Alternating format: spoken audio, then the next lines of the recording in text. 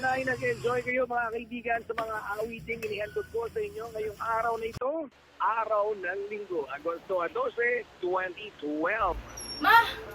Oh, dito ka na pala. Diyos ko naman, anak. Pawis na pawis ka, oh. Gusto ba matulad sa kapatid mong may sakit? Nangalakal po kasi ako para may masarap tayong ulam mamaya eh. Anak, di ba sinabi ko naman sa inyo, si mama na ang bahala? Hindi mo naman na kailangan gawin yan eh. Mag-focus ka na lang sa pag-aaral mo, ha? Ay, si mama naman. 13 taon na po ako. Kaya mo na ako tumulong. Ay nako, anak nga kita. Nag-aalala lang naman ng mama sa'yo. Ay siya, magpalit ka ng damit ha, para di ka matuyuan ng pawis. Pawis na pawis. Sige po, ma. Ay, ma, may delata noodles po pala akong nakuha. May paayuda po kasi yung tatakpong bagong mayor kanini. Ay, salamat. Ilagay mo na lang yan sa lamesa. Maghahanda na rin ako ng hapunan pagtapos ko dito. Hindi na ba? Ako na bahala maghanda ng ating hapunan. Alagaan mo na lang dyan si Bunso. Salamat, anak. Smile Kabisyo, enjoy your Sunday. Samantala, tuloy-tuloy pa rin ang ating paglalakbay. Kasama niyo pa rin ang super. Hindi bali na ang sasakyan ko ang maplat kung marami namang karga. Kesa naman sa inong mong mukhang... Ma! Pwede na tayong kumain! Ang dahan-dahan. Moray O, yan, ayan, higop ka ng sabaw ha, para gumaling ka agad. O, Andeng, kamusta ka na? Ganun pa rin ate, masama pa rin po pakiramdam ko. Anak, di ba sabi ko magpalit ka ng damit mo? Opo, ma. Sorry po. O, Andeng, magpagaling ka ha. Kumain ka ng madami. Eh, ma, may gamot na ba si Andeng? Naku anak, baka bukas pa ako makabili ng gamot ni Andeng. Saktang pangkain lang kasi yung pera ko ngayon eh. Pero wag ka mag-alala. Mamaya may labahin at saka hugasin ako kay Mate. Malay mo bukas may pambili na tayong gamot para kay Bunso. Di ba Bunso? Sige po, ma. Magandang hapon mga kababayan. Isang pahiwatig ang ibinaba ng ating presidente tungkol sa mass immunization campaign na darating sa susunod na 2 araw. Ito ay nagsasabing nakakagamot, malubhang sakit at maiwasang magkaroon ng isa pang pandemya tulad ng COVID-19. Narito ang pahiwatig ng ating Pangulo.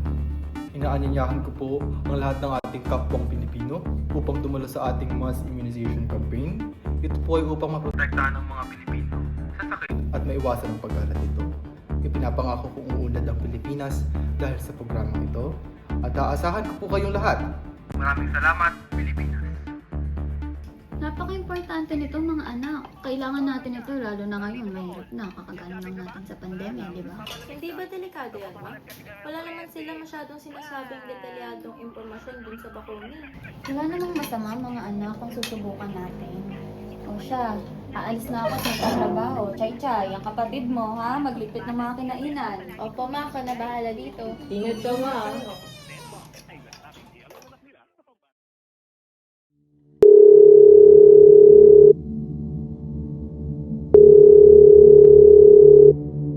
Boss, napatawag ka. Gusto ko lang kamustahin ang kalagayan dyan sila.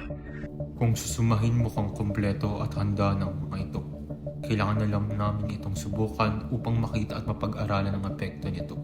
Mabuti naman kung ganun. Nais kong ipaalala na dapat walang makakaalam nito bukod sa atin. Siguraduhin niyo sa liblib at tagdalagan kayo mandunukot. Ayokong dadagdag pa kayo sakit ng ulo ko. Naintindihan mo? Kami na ang bahala dito, boss.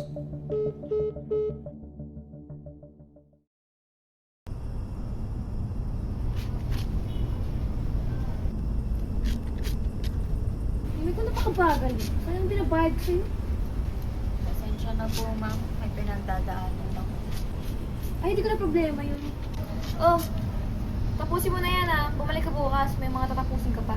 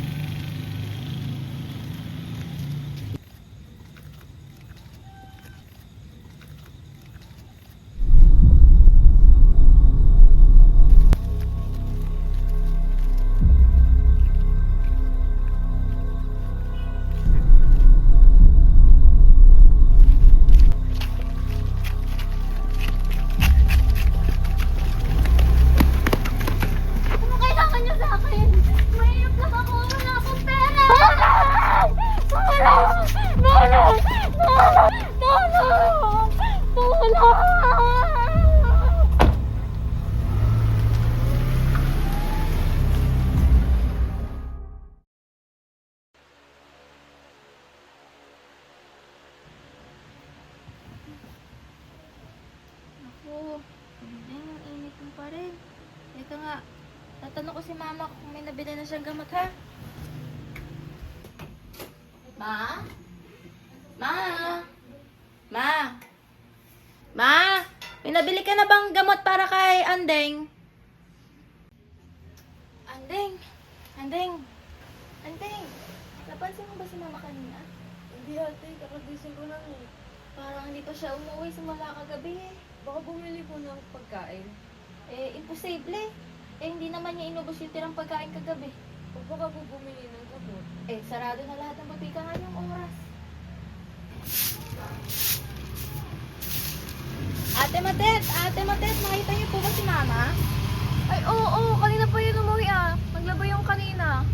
Asan na ba yung nanay mo? Kanina ko pa iniintay. Umiintay ang ulo ko eh. Hinahanap ko rin po siya eh. Parang hindi pa siya umuwi simula kagabi. Ay, hindi lang.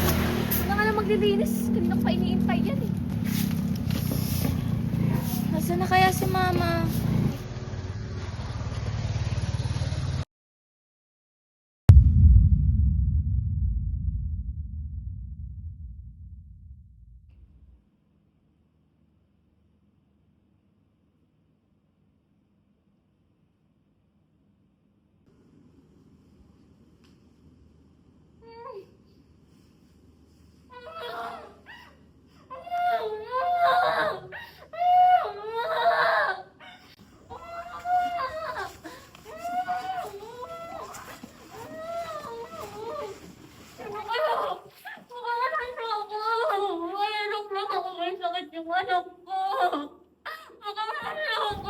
Vital signs already.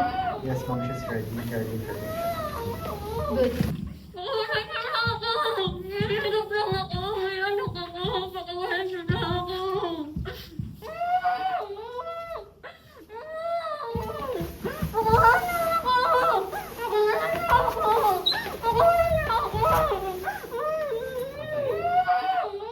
Take her to the lab.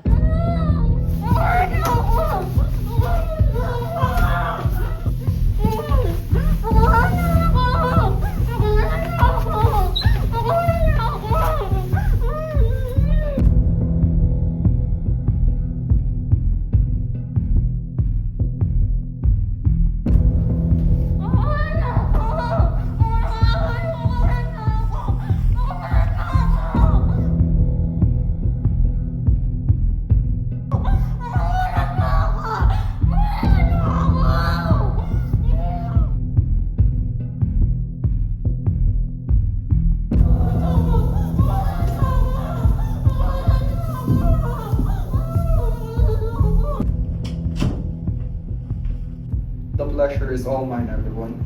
I summon you all today in this meeting dahil alam ko ay karapat-dapat nyo malapit ang isang magandang balita. Nandito tayo ngayon, hindi lang para pag-usapan ang kinabukasan natin at ng Pilipinas. Andito tayo dahil sa tadhana maging pinakamakapangyarihan at pinakamayamang bansa sa buong mundo. Matapos ang ilang buwan na pag-aaral at pananaliksik patungkol sa bakuna o bioweapon na makakatulong upang manipulahin ang utak ng bawat tao at masunodin sila. Ang pagdami ng populasyon na umuubos ng likas na yaman at nagiging sanhi ng pagbabago ng klima ay ating mababago. We will end the world, but on our terms. Hindi ba papalya yan? Hindi ba magtatanong ang taong bayan patungkol sa bakunang yan? Kumpleto at handa na itong ibakuna sa bawat mamamayan dito sa bansa. At ang tamang ideya lamang nila sa bakunang ito ay ang maprotektahan sila laban sa mga sakit. Magkakaroon ng saysay ang mga perang galing sa taong bayan at nakakasiguro ako na mapapakinabangan natin ang epekto nito. Muli, ko sa inyong papatunayan na sa paglaganap ng bakunang ito, lahat ng tao kumontra sa atin ay magiging asong masunurin. Kaya dapat nating bakunahan ang bawat mamayanan. Mapabata man o matanda, hindi mahalaga kung mamamatay man o di nila kakayanin ang bakuna. Patayin kung sino ang susubok lumaban at humanap ng katarungan. Abot kamay na natin ang tagumpay. Mabuhay ang bakuna, mabuhay ang Pilipinas.